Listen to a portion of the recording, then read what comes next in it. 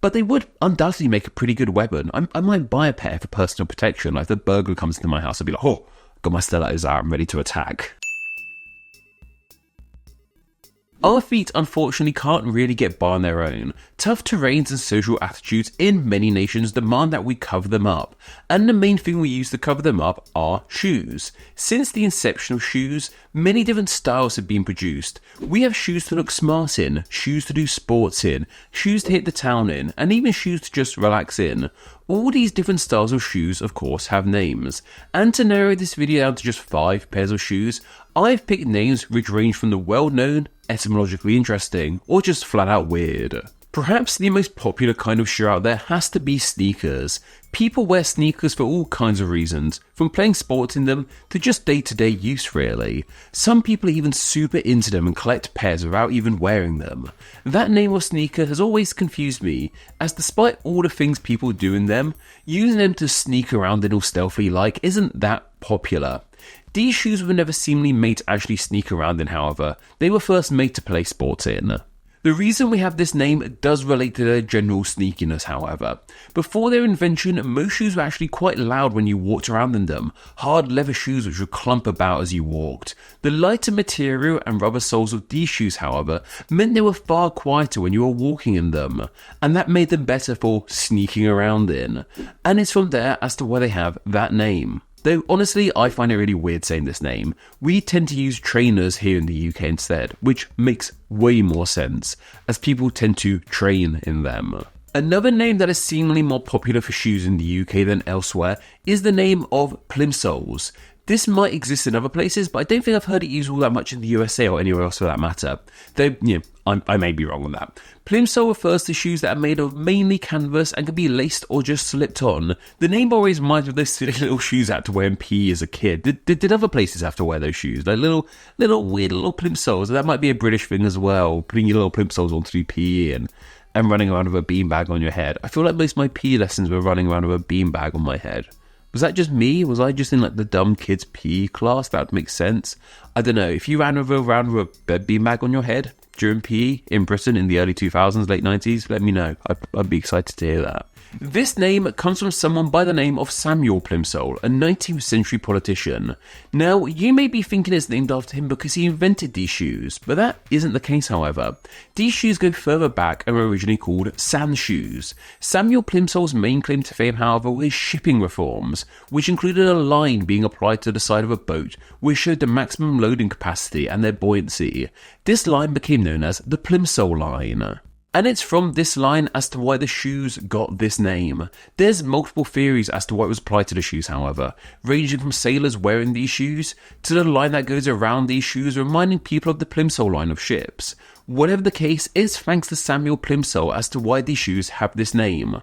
Plus, his line on boats probably saved a lot of lives, which is equally important too, I guess. Before we continue, I want to say a huge thank you to my most recent Patreon and Super Thanks leavers. So a huge thank you to new patrons Mackie5, Kay Lehman and Christopher Sellers, as well as Super Thanks leavers Janello2, Janello2, probably about pronunciation there, and Celt Godfrey.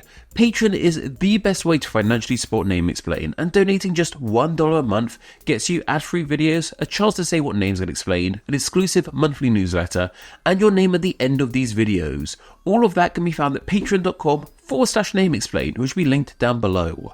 Conversely, if you want to just make a one-time donation, you can leave a super thanks directly in the comments section of any of my videos here on YouTube. They help out tremendously too. Thank you. But let's focus now on a type of high heel shoe. In fact, it may be the shoe with the most pronounced heels. Stilettos have a really long, thin heel. Hats off to anyone who can walk around in a pair of these. I can barely walk around on my own 2 feet without shoes on, let alone in stilettos. Seriously, that looks like an absolute skill. Love that for those people. Anyway, this word was first applied to something a lot less fun than these shoes. The word stiletto first applied to a type of dagger, one that was short and thin and mainly for stabbing as opposed to slicing. It's easy to see why this dagger's name got applied to this kind of heel. The two are fairly similar in design. Thankfully, I don't think too many people have been stabbed by the shoe, but they would undoubtedly make a pretty good weapon. I might buy a pair for personal protection. Like if the burglar comes into my house, I'd be like, oh, Got my stilettos out, I'm ready to attack. The actual word of stiletto is simply a diminutive of the Italian stylo, which means dagger. This in turn came from the Latin stylus, meaning pointed writing instrument, which I can only imagine is where we get the modern word of stylus from. Now, I was about to make a joke saying I haven't really used a stylus since my Nintendo DS days, but then I actually remember I use one like pretty much every day to animate these videos. I don't really consider this a stylus. When I think stylus, I think like those old-fashioned touch screens, you know, the kind like the pressy ones that you have to jab into. This is much more advanced, but yeah, that's what I actually use to animate my videos. I draw them all by hand with an Apple Pencil. I should draw them with a DS. I should make an entire video using a DS Pictochow or something. There's a fun idea. For many people, Wellington boots are the go-to for wetter weather, or they may even just call them wellies, which they are popularly known as. How these boots got their name is pretty well known, but it'll be silly not to cover it here too. Boots for stomping around in have been around for a huge amount of time, yet they were popularised by one Arthur Wellesley, aka the Duke of Wellington, in the early 19th century. He was a pretty big deal. In fact, the title of Duke of Wellington was created for him. His biggest claim to fame, however, was his role in the ultimate defeat of Napoleon. He was a hero in his time, so it only makes sense his signature shoe style was named after him. And of course, the Wellington in his title reflects a real place called Wellington, which is in Somerset here in the UK.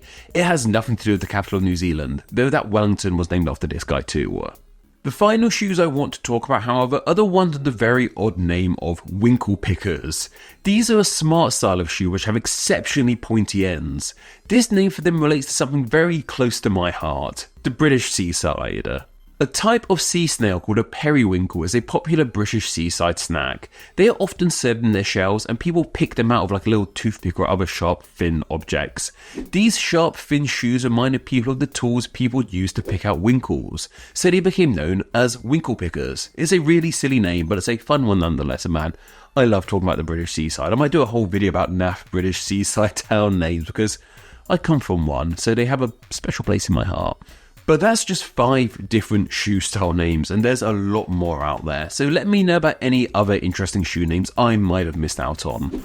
Also, please share the topic down below which we could cover in next Monday's Name Explain video. It could be about literally anything, and the topic can be as niche or broad as you like.